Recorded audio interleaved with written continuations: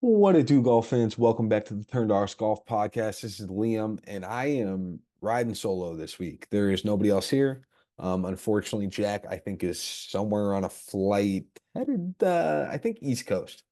I don't know. He doesn't tell me half this stuff, but he's probably on a flight somewhere over the East Coast. So I am on my own this week. Don't worry, I'm still trying to get you guys podcast out. Unfortunately, I don't have Jack stuff. I just gave him some winners picks. And he basically just gave me the thumbs up emoji because again, he is airborne right now. So last week, FedEx St. Jude Championship. Congratulations to Hideki. It was kind of a boring Sunday to watch, in my opinion. Personal opinion. I think when a guy's up by 7 strokes over a field, it's just not as of exciting as a tournament as it could be. He made it interesting because he had the birdie the last 2 holes to win by 3 shots. But needless to say, that was something I always thought Hideki probably should have won. So the fact that he even got to as close as it was made it interesting. Tied for second, we had Xander and Victor Hovland. Great finishes out of those guys. Probably not 2 guys I would have picked based on what I had known from last week to finish second place. But good stuff and good for them. Some low price guys that we were all over. Admittedly, this is the second time I'm recording this. My video failed on me the first time, so I actually deleted some of this. I want to say Seamus Power was T10, Eric Cole was T18, Wyndham Clark was T7. I also had Jordan Spieth to do bad, and I want to say he was T68. And then I had Cam Young to do bad, and he finished T61. So I'm quite happy on that. I was also not very high on Ludwig. Jack was. I think he finished right around T40. Don't quote me on that. Again, I had it, deleted it because thought I already had the recording done. Didn't. As far as misses, my big miss and really my only miss is Rory. I thought he was going to do decent last week. He finished T68. Um, Turns out not the case. So beyond that, let's get into DraftKings lineups. Jack does not have his down from last week, again, because he's on a flight. So I just have mine this week. Uh, so let's do those. So my DraftKings lineup, I started with Rory McIlroy, who finished T68, Colin Morikawa, T22, Billy Horschel, T10, Davis Thompson, T33, Max Grazerman, T33, Seamus Power, T10. For my FanDuel, I kind of crushed my FanDuel last week. I had Scotty Scheffler, fourth place, Colin Morikawa, T22, Hideki Matsuyama, winner.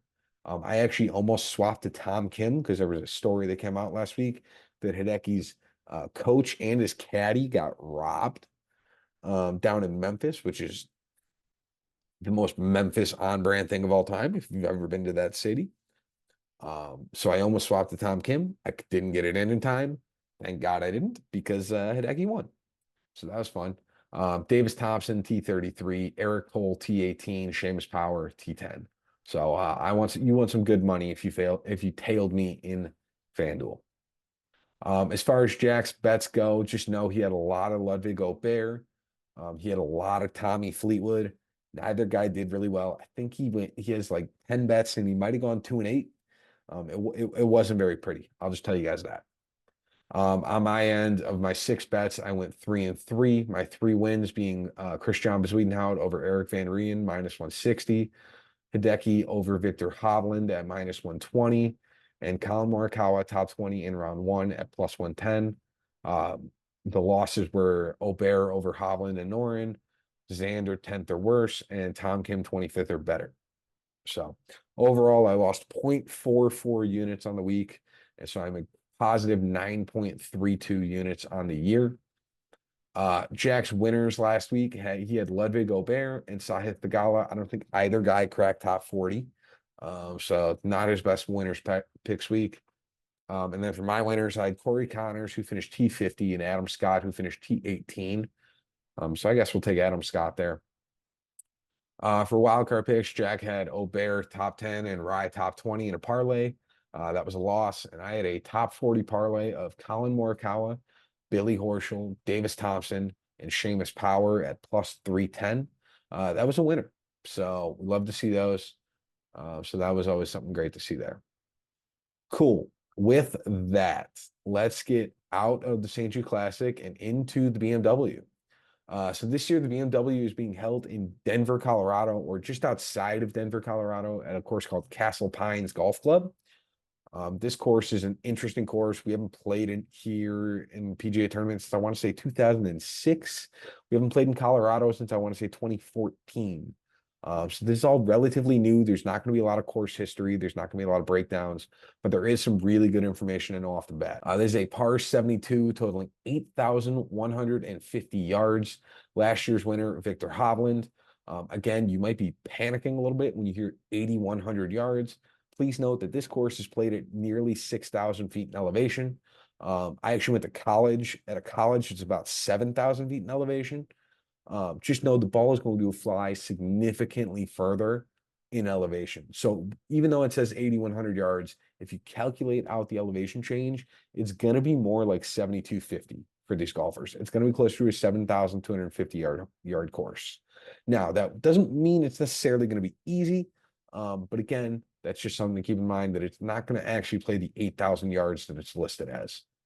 Some of the features of this course include significant elevation changes, side hill lies, tree line fairways, and a ton of bunkers and water hazards. When you Google like Earth this course, it shows like ravines with creeks running down the sides of fairways into big lakes right next to the greens.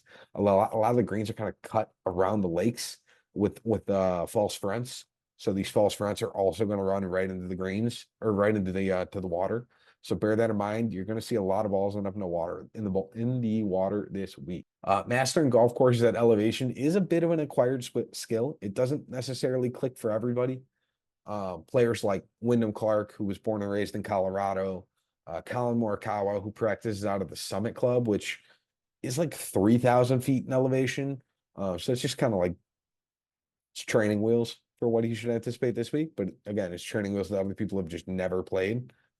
And then the last one is Patrick Cantlay, who has really good success at course like TPC Summerlin at 3,500 square feet or at 3,500 feet in elevation.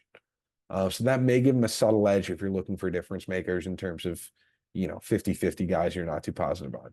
All right, with that, let's get into DraftKings lineups. I'm going to loop together these first 7 guys. Up top, we have Scotty Scheffler at 12,300, all the way down to Ludwig Gobert at 10,000. The first one is going to be Scotty Scheffler. It's kind of video game-esque at this point, how crazy good he's been. His bad weeks, he finishes around T10. His good weeks, he usually wins the golf tournament, which is just outside of losing with the putter at the US Open and then a little bit over Europe at the Open and the Olympics. He has gained in all statistical categories in each of his last 9 events. The only reason you probably don't play Scotty this week in Denver is because of his price point if you don't want to get to it. Again, he's $1,200 more than Xander. He's $1,500 more than Rory. He's like $1,800 more than Hideki and everybody else. So if you can't get to that, I understand. But otherwise, he's going to be a great option. He's probably finishing top 10. So it makes sense. If you want somebody who's been arguably a better golfer, stats-wise, the last 36 rounds, Xander Schauffele has actually been a better golfer than Scotty Scheffler the last 36 rounds based on the numbers. Now, take that with a grain of salt because baked into that is Scotty's T41 finish at the US Open, which is kind of technically weighing down his averages. It's a little bit of semantics. But again, Xander's also been otherworldly, and that's what I'm trying to get to. He's gained in all statistical categories in his last 9 starts outside of around the green play. Around the green play is not going to be that vital this week. When it comes to this course, you're going to want a lot of off the tee. You're going to want distance. You're going to want good iron play. And if you have a little bit of accuracy off the tee, that's kind of beneficial.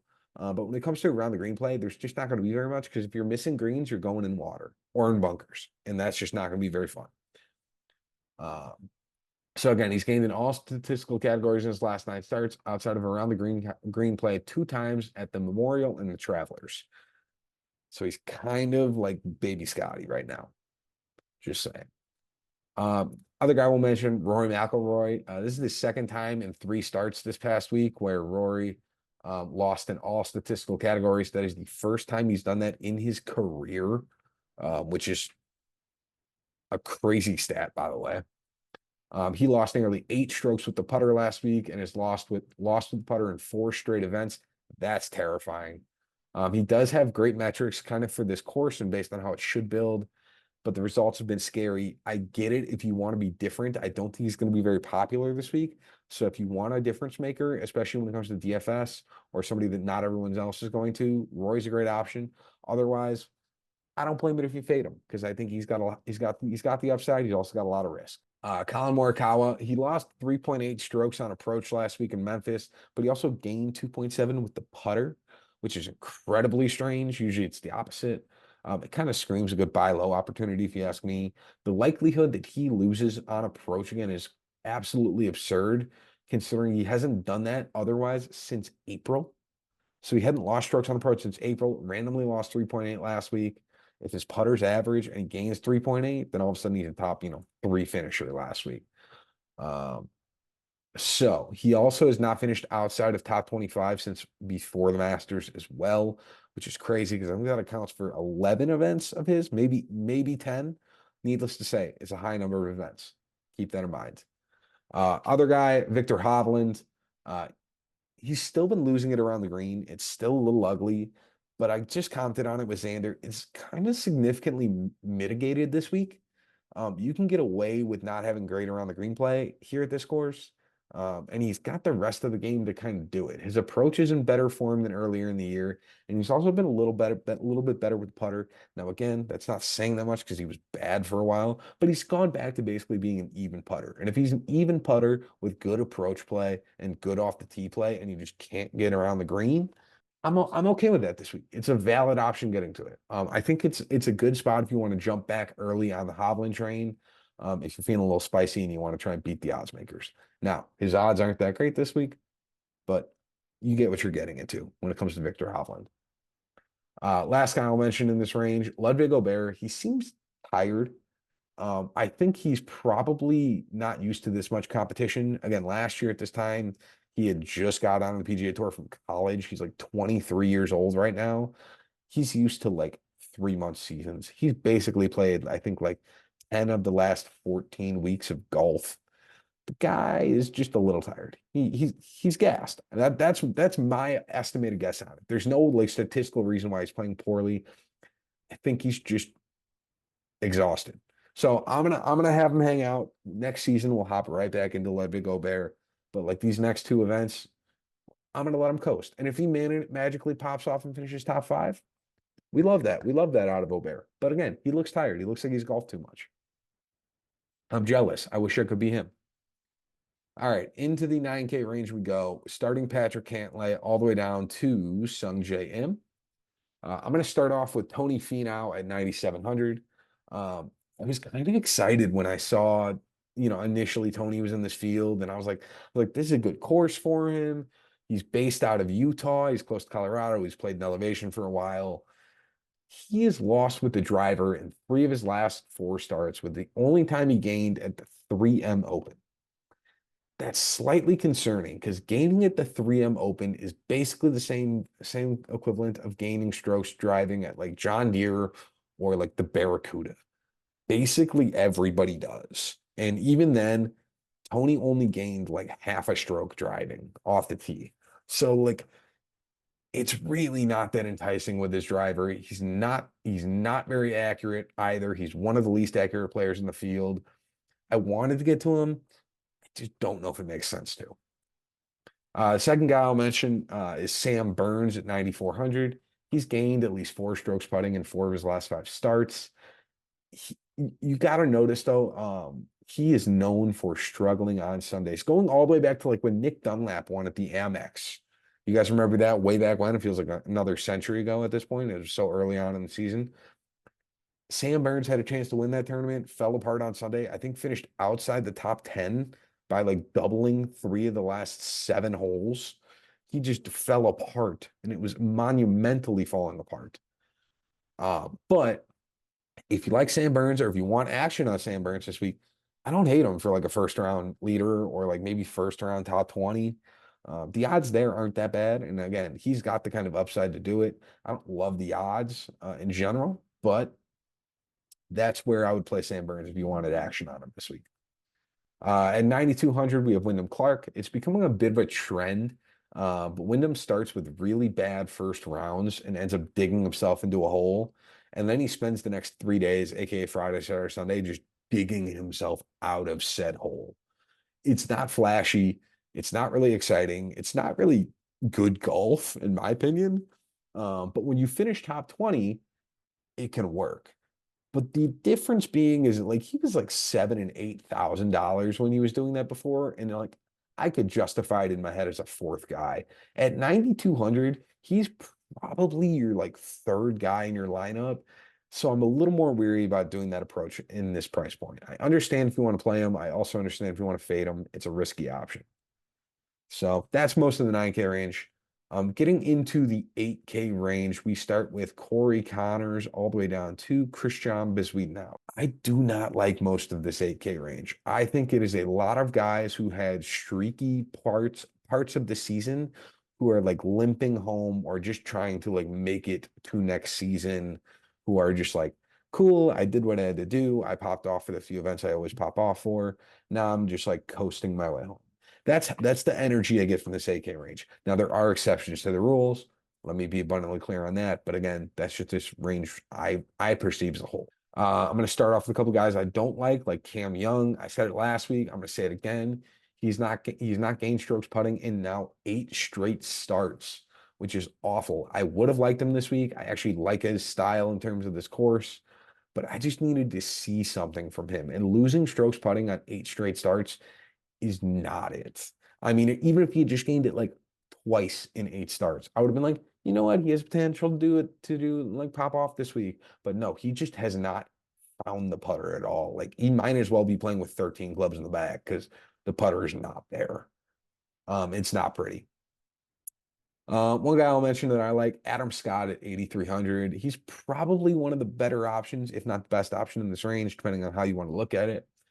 He's lost strokes just one time off the tee since the Masters, which is crazy. Again, I'm going back a lot of these back to the Masters. That's like 10, 11, 12 starts for a lot of these guys.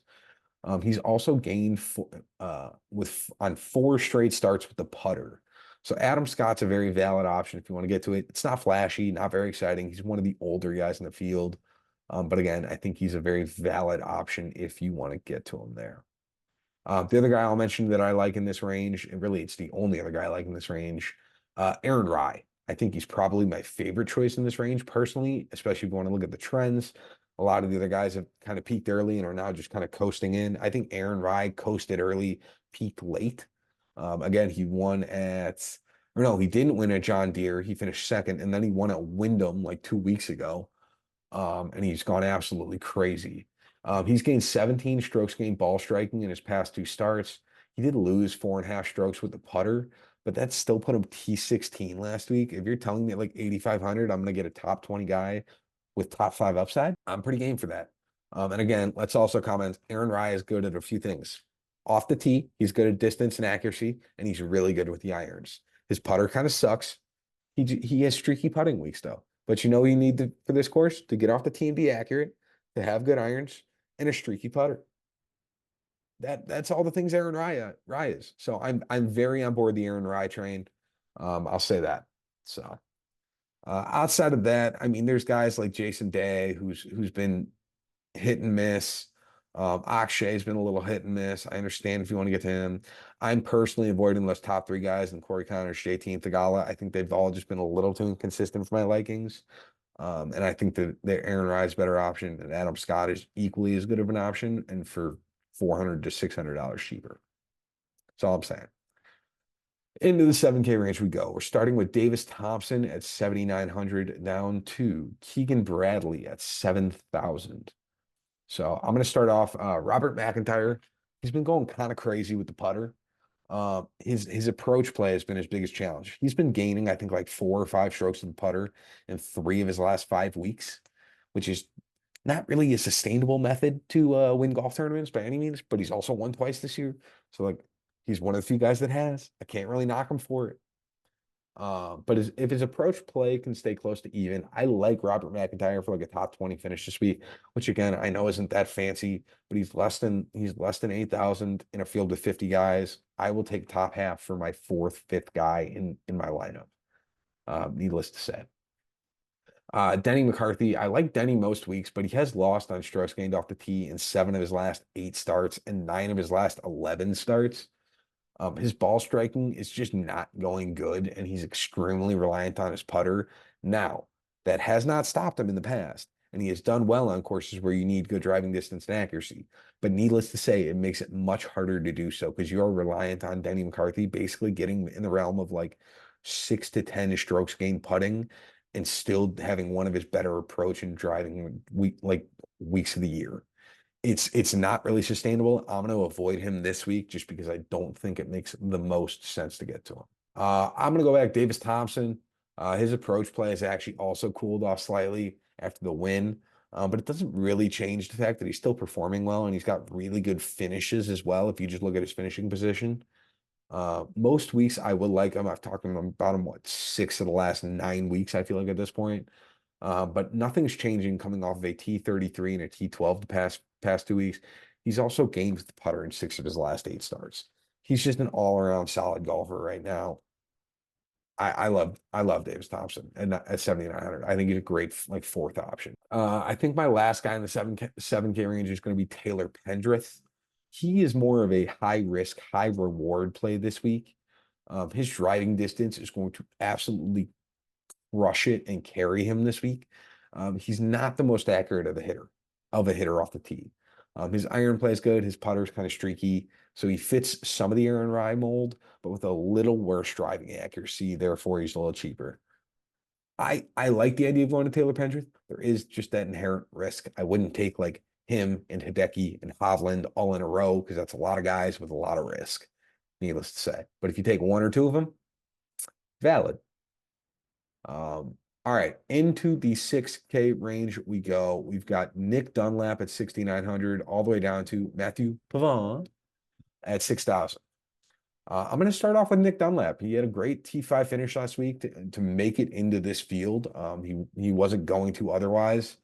Again, he was outside the top 50, played his way into the top 50. He's going to need an equally spectacular performance this week to get himself into the top 30, which I don't love his chances, but I still like him as a golfer in this field. So he gained 5.5 strokes on approach last week in Memphis and 3.5 strokes with the putter. He has those flash in the pan moments where it kind of clicks for him. He just needs to put it together more frequently. And at 20 years old, he's only 20 years old, by the way. He can't drink alcohol legally yet. I say legally because he's probably had it. He went to the University of Alabama here, people. Let's figure out what college we're talking about here. But he's got like 20 to 25 years, assuming he continues to like perform in golf tournaments to figure out the consistency factor. I will say that. But he is not the same golfer he was at the start of the year after he won the Amex. Please keep that in mind. He's been playing significantly better now that he's become a little bit more accustomed to it. The next guy I'll mention is Will Zalatoris, right under him at 6,800. He's never been priced in the 6K range in his entire professional golf career, which is kind of crazy, but like also makes sense. He gained in every statistical category last week, including his nemesis, the putter. He didn't have the puttery yips that we usually see from him. He's also gained in tee to green in 5 of his last 6 starts. He has the upside to be a really good play, but again, there's a lot of inherent risk. I think Nick Dunlap and Zalatoris are both guys that could easily finish top 10. They're also guys that could easily finish bottom 5. There is just a lot of 50-50 you're playing with that game. I think one of them is doing well. I think one of them is doing bad. It's just a question of which one you want to take the chance on. If you want somebody who's got similar, slightly less upside, but a way safer floor, Eric Cole at 6,500 is probably your best option in the 6K range. There are 6 straight events in which he's gained with the putter, and he's gained in 5 of the last 6 when it comes to tee to green play as a whole. He doesn't have a lot of distance, which is the one thing that could potentially hurt him this week. But he does have 4 T18s in his last 6 starts, and I like his chances this week as a very good 6th option or 5th option, depending on how crazy you get, at 65. Last guy I'll mention it overall, and this is just kind of a DraftKings specific play. Unfortunately, he's way too expensive on FanDuel compared to everything else. Max Grazerman. He pulled a Wyndham Clark last week and came out of the gates kind of with a dud on Thursday. I had basically counted him out at that point, but all of a sudden Friday, Saturday, Sunday, he surged, finished a respectable T33, played his way into the tournament, worked out. His putter's great. He's got no problems getting off the tee. I think he's third in this field, probably in driving distance. Don't quote me on that, but he's probably top five. He crushes the golf ball. That's all you need to know. His accuracy is not spectacular. It's better than like Tony Finau accuracy, I'll tell you that. But he's probably somewhere in the realm of like 30th to 35th in this field when it comes to the accuracy versus top five in distance. So keep that in mind if you're really struggling on DraftKings and you need somebody low priced, to fit in Scotty and Xander or wherever the heck else you're playing. Max Grazerman at 6,300 is a very valid option. Whew. All right, that was a lot of information. Again, I'm riding this solo right now, so I'm starting to get a little dry mouth, but we're getting through it right now. I'm going to keep pushing. Let's do this. All right, DraftKings lineups. I'm going to start off Xander Schauffele, 11,100. Colin Morikawa, 10,100. Aaron Rai, 8,600. Taylor Pendrith, 7,300. Eric Cole, 6,500. And Max Grazerman, 6,300. For FanDuel, I have Xander Schauffele, 12,600. Tommy Fleetwood, 10,700. Wyndham Clark, 10,400. Aaron Rai, 10,000. Taylor Pendrith, 8,700. Eric Cole, 7,500. For my bets this week, I'm sticking with 5 bets. The betting odds kind of suck. These next 2 weeks, with only 15, 30 golfers in the field, they really push up those like top 20 and top 10 odds. So I think the top like 37 guys in this event are all minus money for top 20, which statistically sucks because 37 guys are not finishing top 20, but it happens. So I have 5 this week. My first bet is going to be Benny on over Keegan Bradley. Wait, no, I only have 4 bets, guys. I'm sorry, only 4. Benny on over Keegan Bradley is minus 110. Tommy Fleetwood over Ludwig Gobert is plus 100. Aaron Rai over Cam Young is minus 110. And Aaron Rai top 20 is minus 115. So again, 4 bets. 2 of them are Aaron Rai. One of them is over Cam Young, who I'm just not a fan of. To save your money. My winners picks this week. Again, I ended up giving Jack some winners picks. My winners picks are 2 guys that I initially don't always love. But again, all the odds makers love him. He played well last week. My first one's going to be Victor Hovland. My second winners pick also played well last week and popped off. Give me Sam Burns. Again, usually those are 2 guys that are a little bit more risk options. But it's starting at the end of the season. They're 2 guys I haven't used yet. So I want to use them. And again, I think they both have upside plays this week, especially Hovland, to go out and win a tournament like this. For Jack, I gave him 2 winners picks. I gave him Tony Finau and Aaron Rai.